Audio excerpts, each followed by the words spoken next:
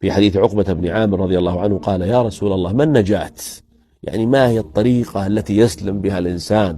وذلك في زمن، انظر ذلك الزمن، لا فيه تويتر ولا فيه فيسبوك ولا فيه يوتيوب ولا فيه وسائط ولا فيه بلوتوث ولا فيه فضائيات ولا فيه مجالس، يعني مع قلة ذات اليد ومحدودية النعم في الحياة.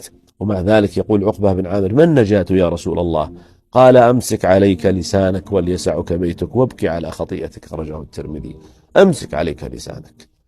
اليوم الإنسان ما عاد حتى لسانه يكفيه، يكتب بلسانه ثم يحرر ما نطق به لسانه بيده على تويتر ثم يرسله للناس ويطلب منهم رتويته وتغريده وإعادته ونشره، كالذي يقول: أرجوكم لا تبقوا عندي حسنة، من عنده سيئة فأنا مستعد أن أحملها من خلال حسابي بهذا المعرف.